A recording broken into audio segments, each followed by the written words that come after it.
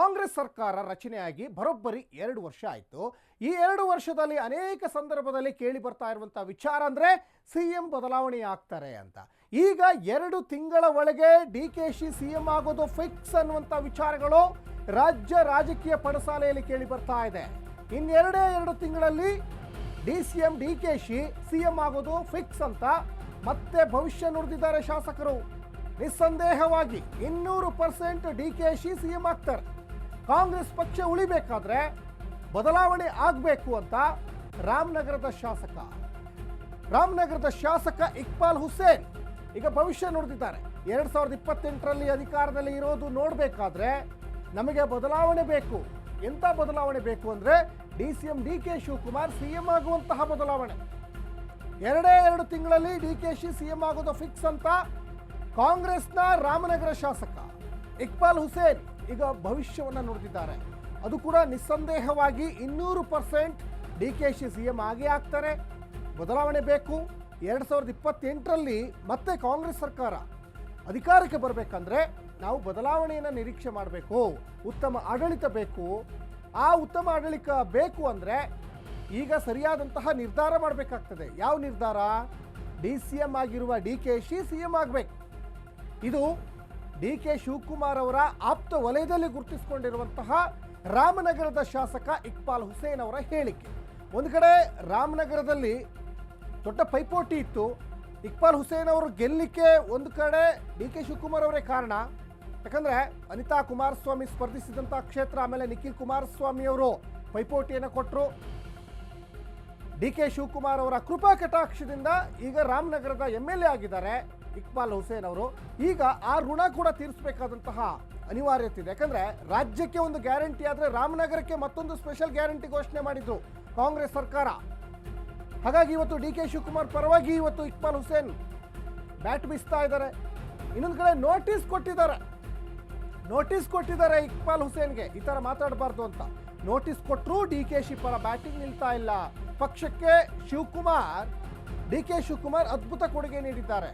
2028ರಲ್ಲಿ ಅಧಿಕಾರಕ್ಕೆ ಬರಲಿಕ್ಕೆ DK CM ಮಾಡಬೇಕು. ನಾವು ನಮ್ಮ ಭವಿಷ್ಯ ಮತ್ತು ಪಕ್ಷದ ಬಗ್ಗೆ ಯೋಚಿಸಬೇಕು. ಹೀಗಾಗಿ ಡಿಕೆಶಿ ಸಿಎಂ ಮಾಡಲಿಕ್ಕೆ ಇದು ಸರಿಯಾದಂತಹ ಸಮಯ. ಇದು ಬೆಂಗಳೂರಿನಲ್ಲಿ ರಾಮನಗರ ಶಾಸಕ ಇಕ್ಬಾಲ್ ಹುಸೇನ್ ಅವರ ಹೇಳಿಕೆ. ಒಂದು ಕಡೆ ನೋಟಿಸ್ ಕೊಟ್ಟಿದ್ದಾರೆ. ಯಾಕಂದರೆ ಪಕ್ಷದ ಆಂತರಿಕ ವಿಚಾರಗಳನ್ನು ಬಹಿರಂಗಪಡಿಸಬಾರ್ದು, ಪಕ್ಷಕ್ಕೆ ಡ್ಯಾಮೇಜ್ ಆಗುವ ನಿಟ್ಟಿನಲ್ಲಿ ಹೇಳಿಕೆ ಕೊಡಬಾರ್ದು, ಪಕ್ಷದ ನಾಯಕರಿಗೆ ಇರಿಸುಮುರುಸಾಗುವ ನಿಟ್ಟಿನಲ್ಲಿ ಹೇಳಿಕೆ ಕೊಡಬಾರ್ದು ಅನ್ನುವಂತಹ ಒಂದು ನಿಯಮ ಇದೆ. ಆದರೆ ಈ ಪಕ್ಷದ ಚೌಕಟ್ಟನ್ನು ಮೀರಿ ರಾಮನಗರ ಶಾಸಕ ಇಕ್ಬಾಲ್ ಹುಸೇನ್ ಹೇಳಿಕೆಯನ್ನು ಕೊಟ್ರ. ಇದು ಎಲ್ಲ ಒಂದು ಕಡೆ ಸಿಎಂ ಬಣದವರಿಗೂ ಕೂಡ ಸಾಕಷ್ಟು ಅದು ವೈಮನಸ್ಸಾಗಲಿಕ್ಕೆ ಕಾರಣ ಆಗ್ತಾ ಇದೆ. ಹಾಗಾಗಿ ಈಗ ಡಿಕೆ ಶಿವಕುಮಾರೇ ನೋಟಿಸ್ ಕೊಟ್ಟಿದ್ದಾರೆ ಇಕ್ಬಾಲ್ ಹುಸೇನ್ ಅವರಿಗೆ. बेशक 200% वो बनेगा, बनाएंगे. अभी within 2 months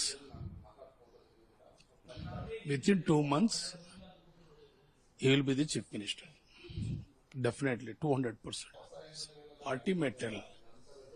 If party wanted to survive, if we wanted to see Congress party on power in 2028,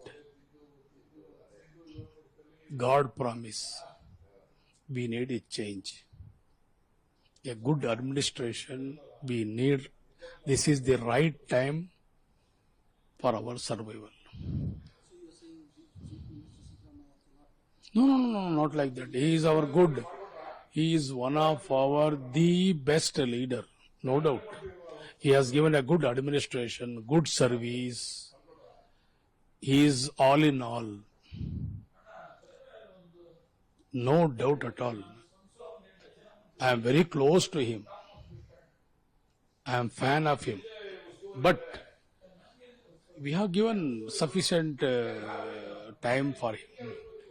Last period also, full time he was the chief minister. This time also we have given opportunity. High Command has given opportunity for 2.5 years. So Shivkumar was given a wonderful contribution to the party to build the party, to bring this number. He has struggled a lot. His efforts were so much. sky is the limit for his efforts. He has given such a programs. So in that sense, what I mean to say is the right time to give him as a chief minister to get on to power Congress government in 2028. Yes, it is not only my opinion, sir. It is an opinion of most of the MLAs. Most of the MLAs. See, we have to think about our futures also now, sir. We have to think about our party also, sir. So some people may tell who are in power, who are already satisfied, they may tell something. But we are, who are in the grassroots level, so we wanted to think about the party and the other workers also we have to think about. In that sense, I am telling this is the right time to bring Sri K. Shivakumar as a CM. Beshak. ಇನ್ನು ಕಾಂಗ್ರೆಸ್ ಶಾಸಕ ಇಕ್ಬಾಲ್ ಹುಸೇನ್ಗೆ D K Shivakumar notice ಕೊಟ್ಟಿದ್ದಾರೆ. ಈ ವಿಚಾರಕ್ಕೆ ಈಗ showcase notice ಬಗ್ಗೆ ಶಾಸಕ ಇಕ್ಬಾಲ್ ಹುಸೇನ್ ಈಗ ಪ್ರತಿಕ್ರಿಯೆ ಕೂಡ ಕೊಟ್ಟಿದ್ದಾರೆ. ಪ್ರತಿಕ್ರಿಯೆ ನೀಡಲಿಕ್ಕೆ 7 ದಿನ ಸಮಯ ಕೂಡ ಕೊಟ್ಟಿದ್ದಾರೆ. ಯಾಕೆ ಈ ರೀತಿ ಹೇಳಿದ್ರಿ? 7 ದಿನಗಳಲ್ಲಿ ನಾನು ಯೋಚಿಸಿ ಉತ್ತರವನ್ನು ಕೊಡ್ತೀನಿ. ಇನ್ನು ಬಹುಶಃ ಉಳಿದವರಿಗೂ ಕೂಡ ಅಧ್ಯಕ್ಷರು ನೋಟಿಸ್ ಅನ್ನು ಕೊಡ್ಬೋದು. ಯಾಕಂದ್ರೆ ಇಕ್ಬಾಲ್ ಹುಸೇನ್ ಅವರು ಬಹಿರಂಗವಾಗಿ ಹೇಳಿಬಿಟ್ಟಿದ್ದಾರೆ, 200% ನಿಸ್ಸಂದೇಹವಾಗಿ DCM ಡಿ ಕೆ ಶಿವಕುಮಾರ್ ಮುಖ್ಯಮಂತ್ರಿ ಆಗೇ ಆಗ್ತಾರೆ ಅಂತ. ಯಾಕಂದ್ರೆ ಅದು ಪಕ್ಷದ ಒಂದು ಚೌಕಟ್ಟಿರ್ತದೆ. ಆ ಚೌಕಟ್ಟನ್ನು ಹೊರತಾಗಿ ಹೇಳಿಕೆಯನ್ನು ಕೊಡುವಂಥದ್ದು ಪಕ್ಷಕ್ಕೂ ಒಂಥರ ಡ್ಯಾಮೇಜು, ಜೊತೆಗೆ ಪಕ್ಷದ ಹಿರಿಯ ನಾಯಕರಿಗೂ ಒಂಥರ ಇರಿಸುಮುರುಸು ಆಗ್ತಾ ಹೋಗ್ತದೆ. ಇನ್ನೊಂದು ಕಡೆ ಇಲ್ಲಿ ಸಿದ್ದರಾಮಯ್ಯನವರ ಬಣದವರಿಗೂ ಒಂದು ಸ್ವಲ್ಪ ಸಹಜವಾಗಿ ಇರಿಸುಮುರುಸು ಆಗ್ತಾ ಹೋಗ್ತದೆ. ಮತ್ತು ಡಿ ಕೆ ಶಿವಕುಮಾರ್ಗೆ ಒಳಗೊಳಗೆ ಖುಷಿ ಆದರೂ ಕೂಡ ಬಹಿರಂಗವಾಗಿ ಈ ಥರ ಯಾಕೆ ಹೇಳಿಕೆ ಕೊಡ್ತಾರೆ ಅನ್ನುವಂಥದ್ದು ಕೂಡ ಇದ್ದೇ ಇರ್ತದೆ. ಹಾಗಾಗಿ ಅವರಿಗೆ ನೋಟಿಸ್ ಕೊಟ್ಟಿರುವಂಥದ್ದು ಕೂಡ ಇಲ್ಲಿ ಗಮನಿಸ್ತಾ ಇದ್ದೀರಾ. ಕಾರಣ ಕೇಳಿ ಈಗ ನೋಟಿಸನ್ನು ಕೊಟ್ಟಿದ್ದಾರೆ.